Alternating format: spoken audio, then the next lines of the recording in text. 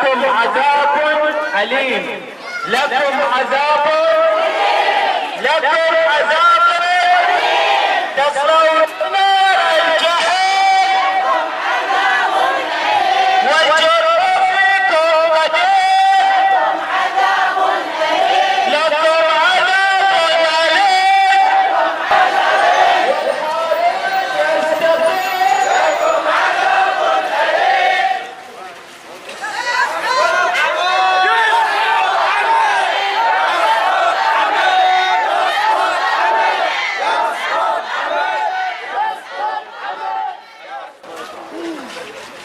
بسم الله الرحمن الرحيم، والصلاة والسلام على أشرف الخلق والمرسلين محمد وأهل بيته الطيبين الطاهرين.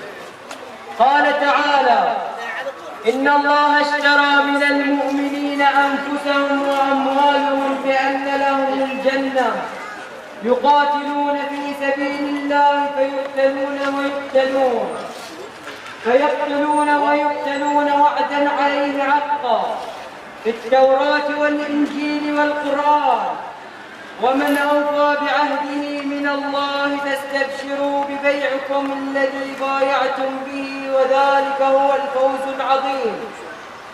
تمر علينا الذكرى الثانية لاندلاع ثورة 14 من فبراير، وهي ثورة العزة والكرامة والفضيلة ضد الطغيان والظلم والرذيلة.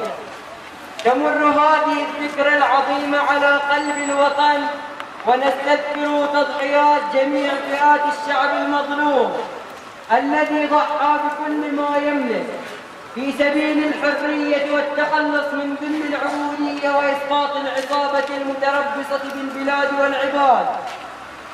تتميز الذكرى الثانية لانطلاق الثورة المباركة بأن العزيمة متقدمة لدى الثوار كما كانت في يومها الأول وفي فجرها العظيم.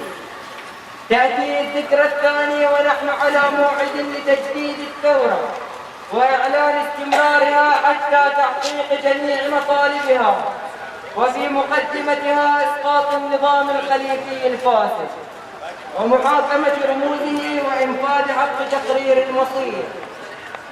وهذه المطالب وغيرها لا يمكن أن تتحقق إلا إذا قدمنا المزيد والمزيد من القرابين والتضحيات. وما خطوة إضراب الكرامة في 14 من فبراير 2013 من ميلادية إلا في طريق تقديم الشيء اليسير لهذه الدماء التي سالت من أجلنا. فالدعوة إلى عدم الذهاب إلى الأعمال والمؤسسات التعليمية وشل جميع القطاعات في ذلك اليوم إلا وفاء للشهداء والمعتقلين والجرحى والمفصولين ومواساة العوائل. كما ندعو نحن في الحراك الشبابي ببلدة عالي جميع المحلات التجارية إلى غلق أبوابها وإعلان العصيان ب14 من فبراير، وننصح الأهالي الكرام التزود بالأمور الضرورية لتفادي الوقوع في حرج أو ضرر وإظهار مظاهر الأجواء الثورية في ذلك اليوم المجيد لثورتنا وإنجاحه، وكذلك الالتزام بالتعليمات التي ستصدر في وقت لاحق بإذن الله. وما النصر إلا من عند الله العزيز الحكيم. اللهم ارحم شهداءنا الأبرار واجعل لهم قدم صدق عندك يا رب العالمين. صادر عن الحراك الشبابي في بلدة عالي 20 يناير 2013 ميلادية. اللهم صل على محمد وآل محمد.